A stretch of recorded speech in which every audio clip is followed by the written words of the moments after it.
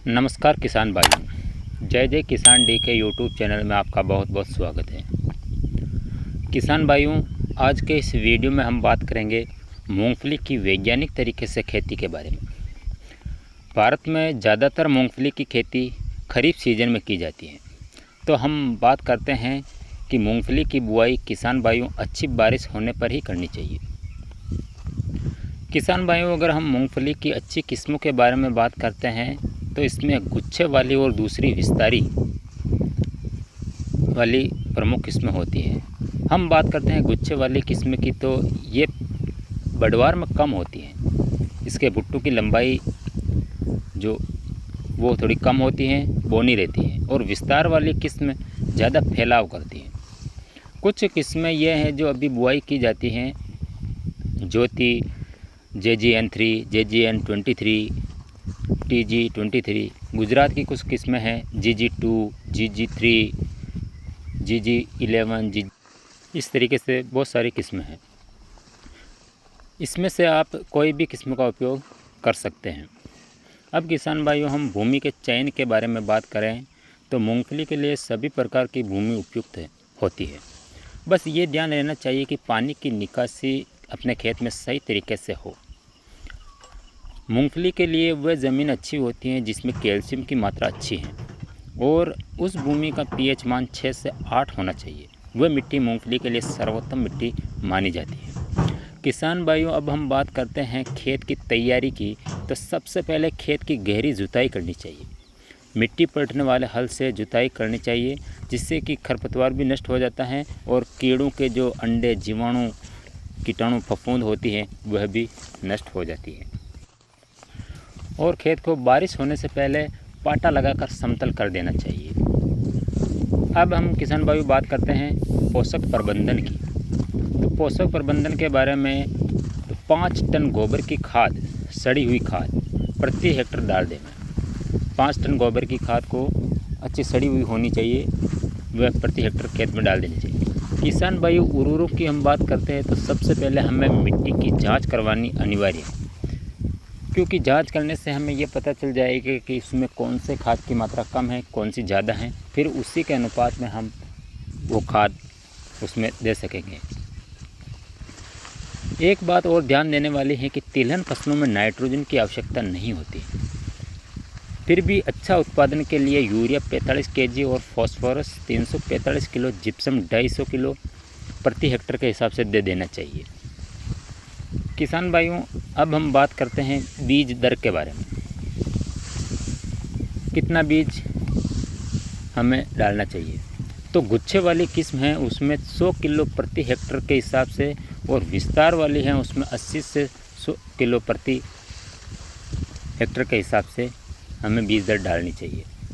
अब हम बात करते हैं बीजोपचार की। तो किसान भाइयों, बीमारियों और कीट से बचाने के लिए अच्छा एवं सस्ता उपाय है कि बीज उपचार। सबसे पहले फफूंदीनाशक के लिए बीज को 2 ग्राम थायरम प्रति किलो बीज से उपचार कर देना चाहिए। आइए किसान भाइयों, अब हम बात करते हैं कि मूंगफली को कितनी दूरी और कितने मेंटेनेंस पौधे से पौधे की दूरी होनी चाहिए उसके बारे में। मूंगफली की बुआई में कतार से कतार की दूरी 30 सेंटीमीटर होनी चाहिए और पौधे से पौधे की 10 सेंटीमीटर होनी चाहिए। बीज गहराई की बात करें तो 3 से 4 सेंटीमीटर तक बीज की गहराई होनी चाहिए।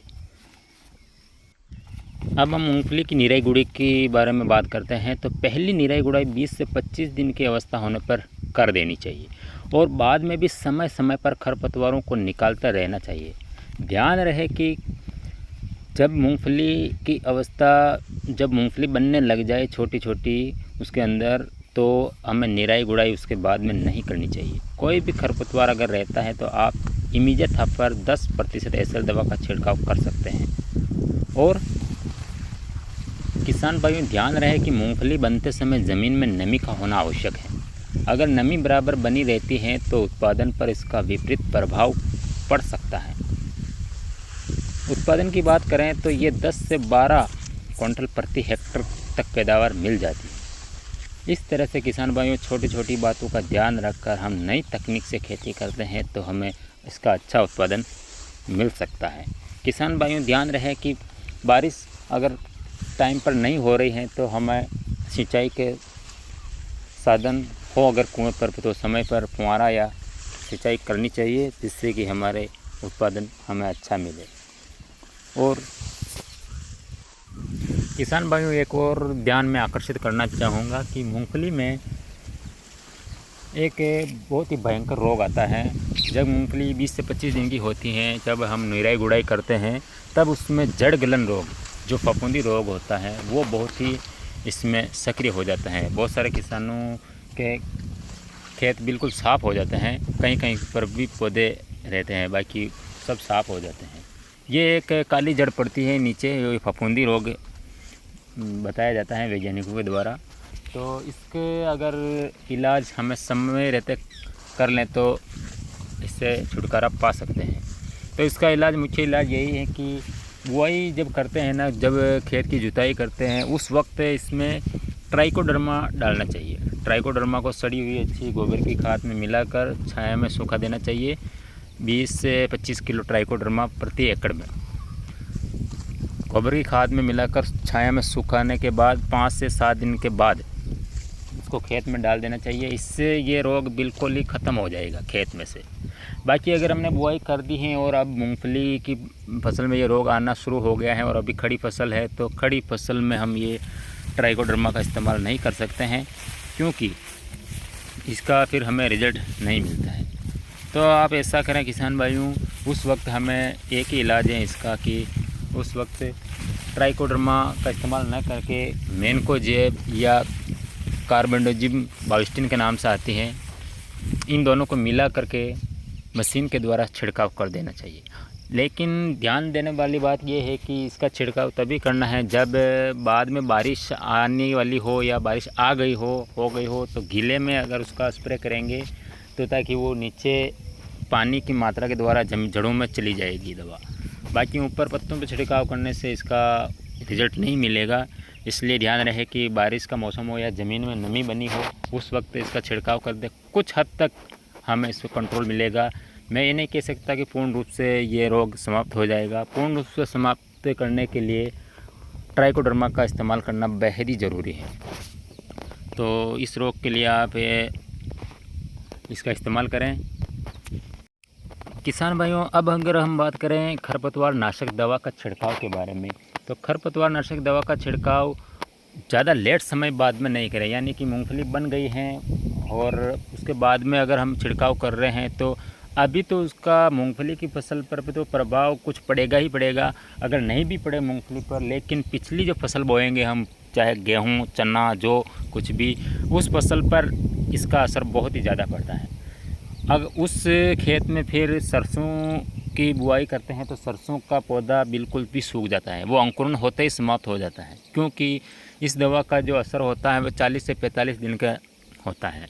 45 दिन के में अंदर इसका असर समाप्त होता है और फिर अगर वो दिन की प्रक्रिया पूरी नहीं हुई तो ये फसल, गेहूँ, जो चना, जो भी है, इसमें हमें फिर अंकुरण में क्षमता कम हो जाती है और जितना बीज डालते हैं वो अंकुरण नहीं हो पाता है। इसलिए आप उससे पहले ही छिड़काव कर दें, ताकि 40 से 45 या 50 दिन, ज़्यादा से ज़्यादा दिन, हमारे हिसाब से 50 दिन मान लें कि 50 दिन इसका असर रहेगा, उस हिसाब से कि इसका खरपतवार नाशक का छिड़काव करें। तो पिछली फसल में भी हमें कोई नुकसान ना हो, इसका हमें ध्यान रखें। उस हिसाब से ही हमें छिड़काव करना चाहिए। और किसान भाइयों, मूंगफली में एक समस्या और आती हैं, वो ज़्यादा नहीं आती हैं, कभी कभी कोई साल ही आती हैं, हर वर्ष नहीं आती है ये। कभी कभी क्या होता है, मूंगफली के ऊपर, पत्तों के ऊपर गुच्छों में छोटे छोटे मोइला का रोग भी होता है, मोइला का प्रकोप होता है, काले काले छोटे छोटे, जो कि मूंगफली की बढ़वार को रोक देता है। ये समस्या कभी कभी आती है, किसी वर्ष ज़्यादा नहीं आती हैं ये। इसके लिए अगर आ गई हो कहीं, आप देखते रहना पत्तों में अगर सही बढ़वार नहीं हो रही हो, गुच्छे बन रहे हो, तो इसके लिए आप क्लोरोफाइफोस दवा आती हैं या डाइमेथियोड 30 cc, क्लोरोफाइफोस 20 ml या 30 ml प्रति टंकी के हिसाब से छिड़काव करना चाहिए, जिससे कि ये जो छोटे छोटे मच्छर होते हैं, मोइला बोलते हैं, वो समाप्त हो जाएगा और बढ़वार अच्छी होने लगेगी। वैसे ये रोग ज़्यादा नहीं आता है, कभी कभी आता है। मूंगफली में नाइट्रोजन की बात करते हैं तो नाइट्रोजन मूंगफली का पौधा खुद बनाता है। तिलहन में नाइट्रोजन की आवश्यकता नहीं होती है और मूंगफली में मूंगफली का पौधा नाइट्रोजन की मात्रा खुद बनाकर खुद ग्रहण करता है। इसका आप अगर डेमो देखना चाहें तो मूंगफली के पौधे को उखाड़ना और उसके नीचे उसकी जड़ों में छोटी छोटी गठानें होती हैं। राइजोबियम गठानों को राइजोबियम बोला जाता है। जो वो गठानें होती हैं उसमें वो नाइट्रोजन का काम करती है। आप देखना जड़ों को उखाड़कर उसमें छोटी छोटी गठानें होती हैं, वो नाइट्रोजन का काम करती हैं। इसलिए मूंगफली में ज़्यादा नाइट्रोजन की ज़रूरत नहीं होती है। फिर भी कुछ किसान भाई मूंगफली का कलर देखकर अगर कुछ पीलापन आ रहा है तो थोड़ा बहुत छिड़कते हैं, वैसे उसमें नाइट्रोजन की ज़रूरत नहीं होती है। धन्यवाद किसान भाइयों। कैसी लगी जानकारी कमेंट में ज़रूर बताएं।